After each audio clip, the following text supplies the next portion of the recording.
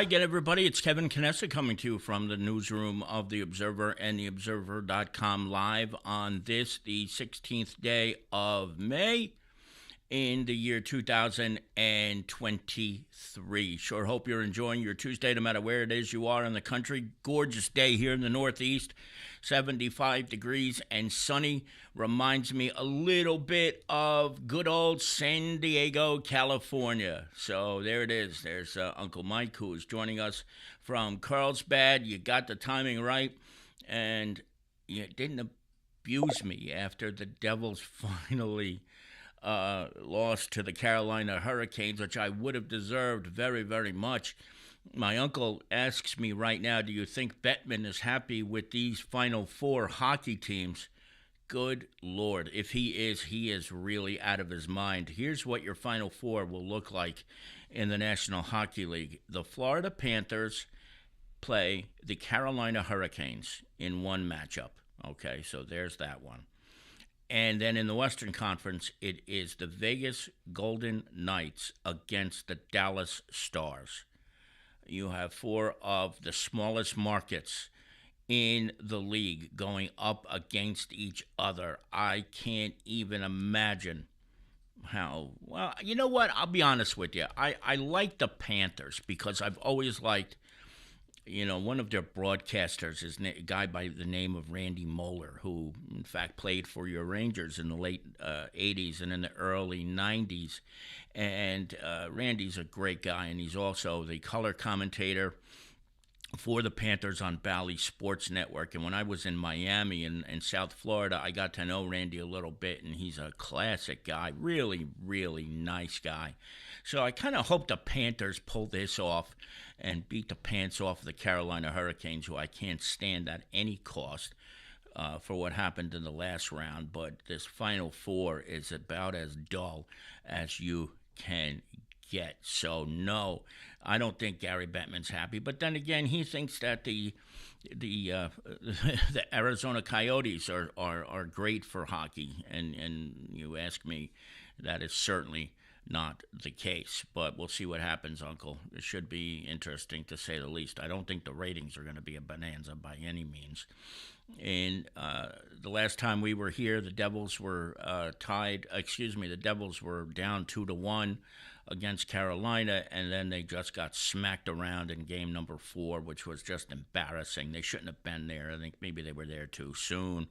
And Game 5, of course, went to overtime, and you know what happens when a team goes to overtime.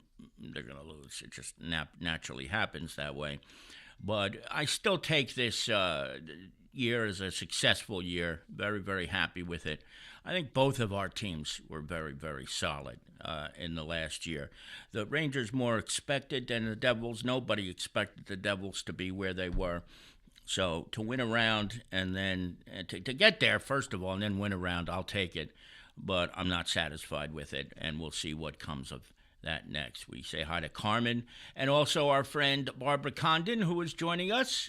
She said that she has Alberta wildfire smoke up in the Adirondacks, so it's hazy and 67 up in the middle of nowhere, but the smoke is finding Barbara and Jim in the Adirondacks. So, gosh, I hope you're okay. I hope it's not bothering your breathing too much, Barbara. Be careful no matter what you do.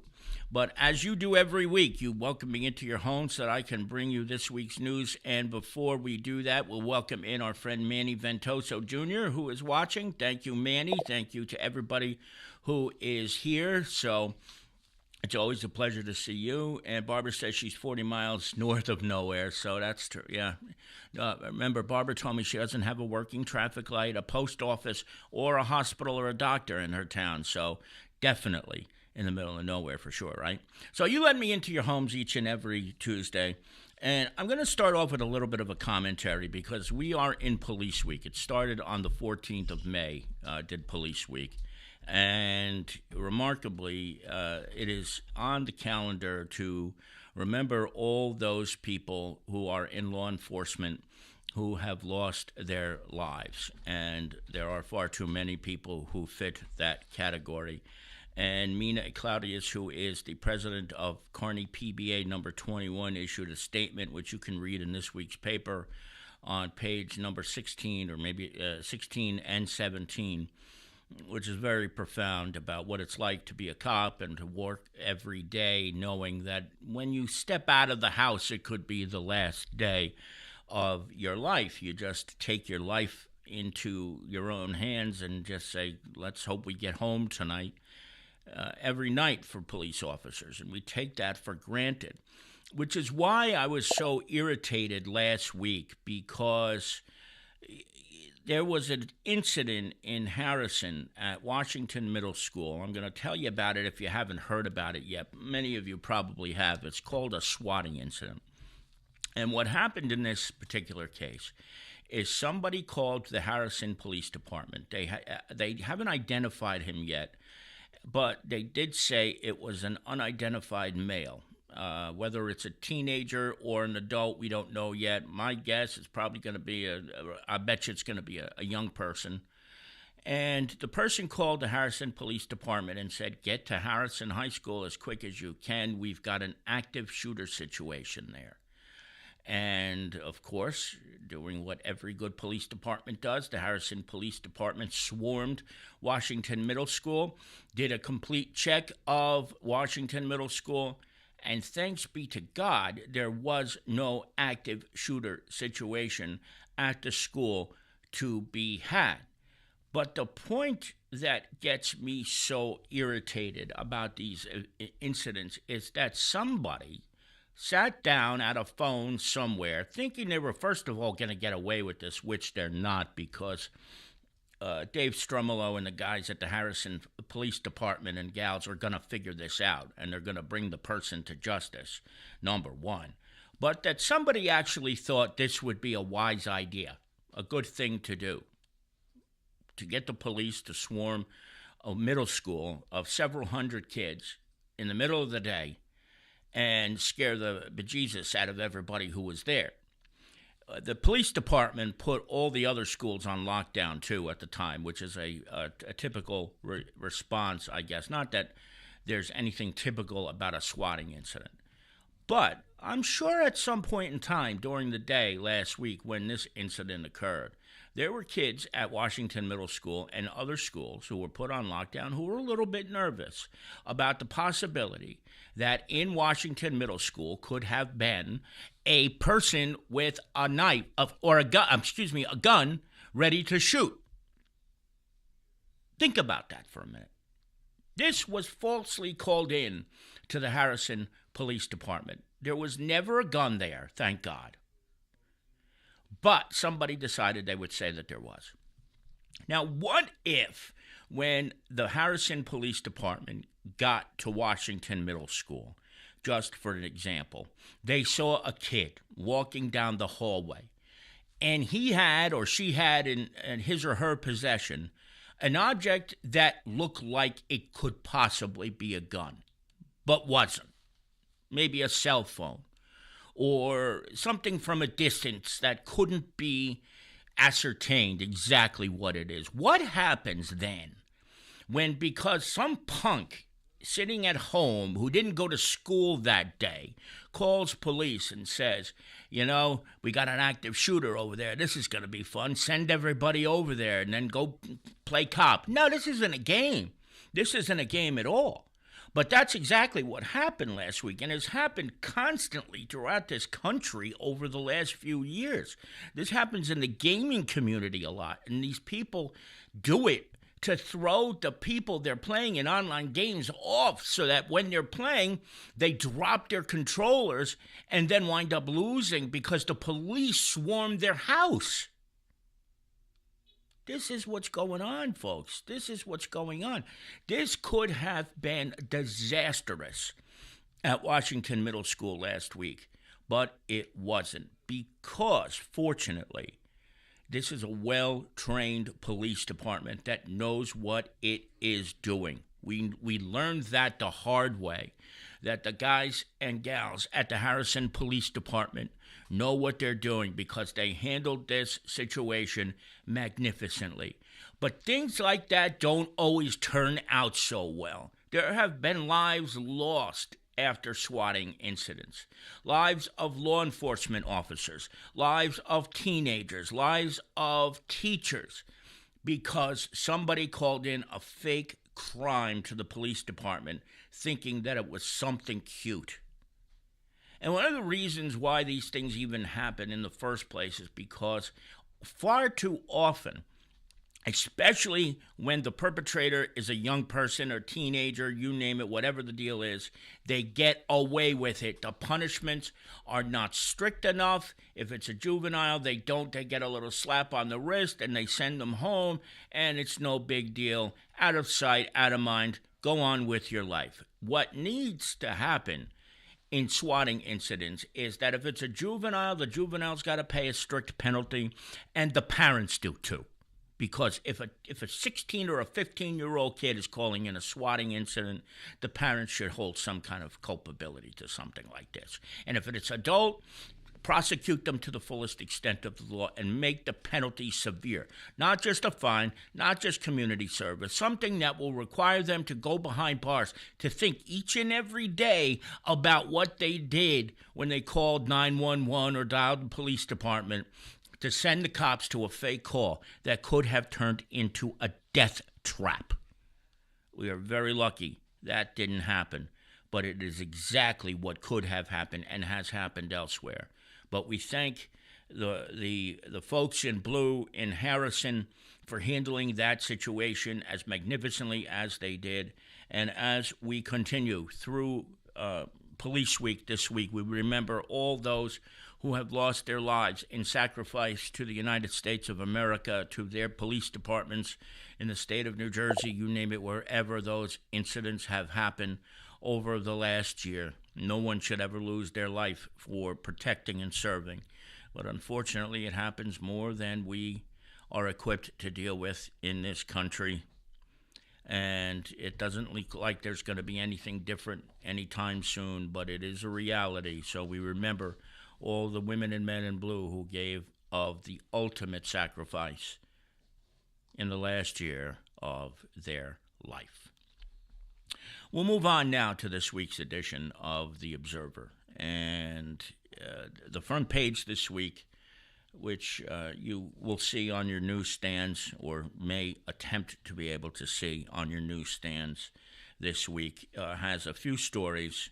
One is about a car show in Belleville. The Sons of the American Legion with Rusty Myers put this on for the first time. They got a great crowd. And, you know, these classic car shows are a lot of fun. If you've never been to one, you really got to get yourself to one.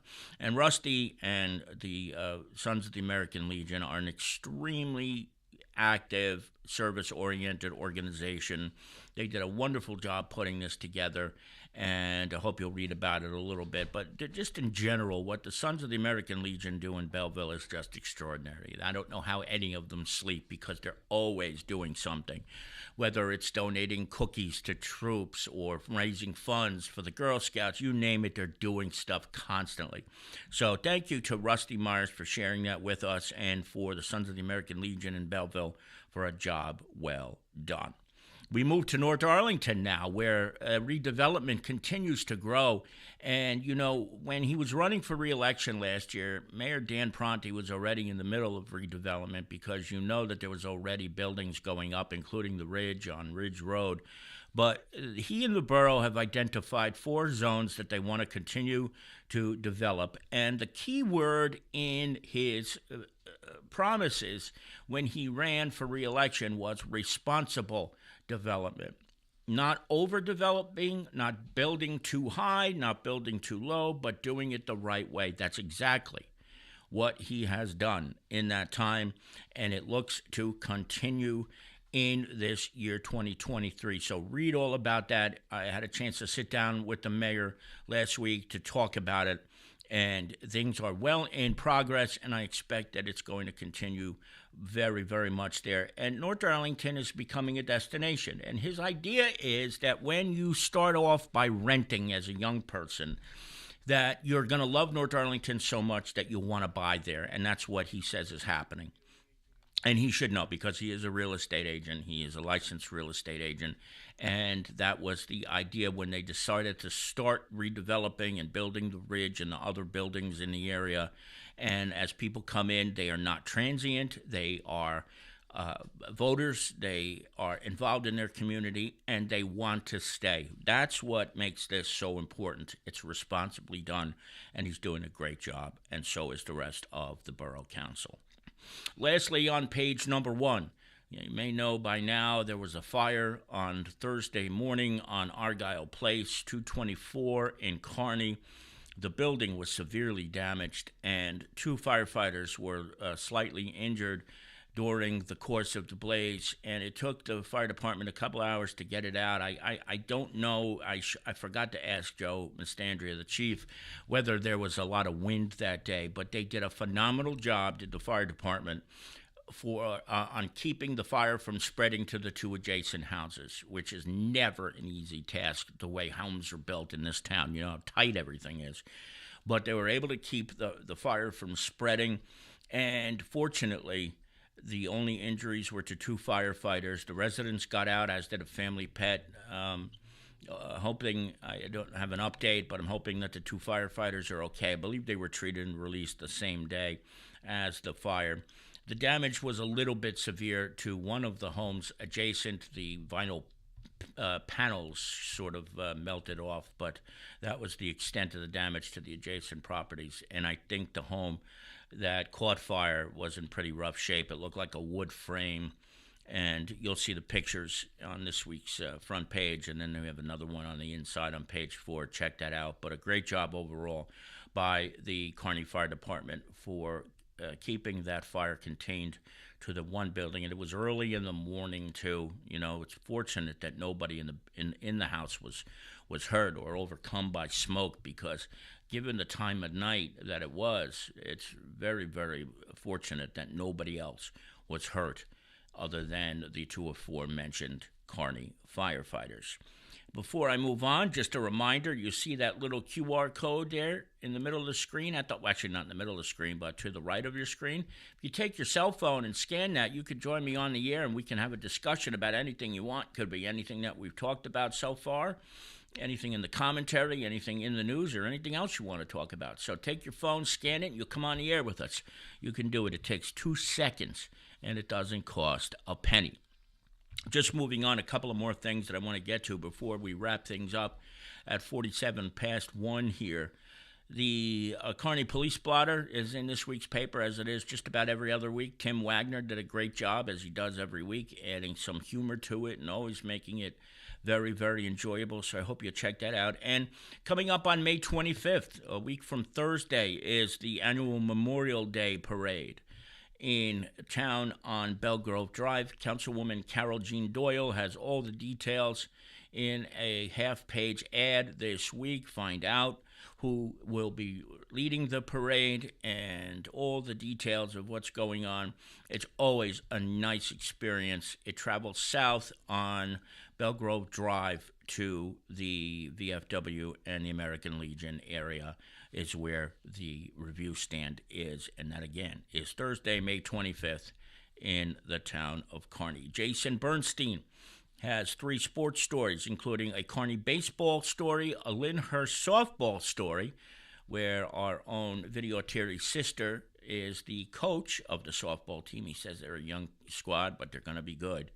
And then in Harrison, Nick Landy's volleyball team, one of the players, who I won't tell you who it is because I want you to look at it, one of the players at Harrison High School has recently achieved his 1,000th assist of his career. So congratulations to Nick Landy, the Harrison volleyball team, which is very highly ranked in the state of New Jersey right now, and is having what I think would be considered a phenomenal volleyball season, as is some of the other teams in the area as well. But we congratulate and salute Nick Landy and the boys over at the Blue Tide. So it's about 49 minutes past the hour. Knessa here with you on the Observer Live on this May 16th. That's going to do it for this edition of the Observer Live. Went a little bit longer today because I was a little bit fired up about the swatting incident. I hope you are too, though. I really do. I want people to be ticked off about stuff like this when it happens. You just can't imagine what could happen here. I really just, I don't know. Before I go, I want to say hi to my good friend Tony Marinaro. Tony, it's going to be a great year next year. If this was anything, any indication, next year is going to be phenomenal. Maybe we'll actually get to the Eastern Conference Final. It will be so much better. Uncle Booger says, love you too, Uncle. Hope to see you and Mom in June. Of course, I didn't know you were coming. So I got to talk to you about this. I'll give you a call later or tomorrow, okay? I didn't know you were coming in June. That's great. Flying in from Carlsbad, California. All right, good. And Barbara Condon as well. Thank you. And I thank Carmen de Jesus, Manny Ventoso, and everybody who is here. If I missed anybody, I'm going to the chat right now. I don't think so, but if I missed anybody, my apologies. Uncle Mike is going to his 50-year grammar school reunion at St. Nicholas School. 50 years ago. Wow. Imagine you're having your 50th reunion. That means that you were in 8th grade 50 years ago.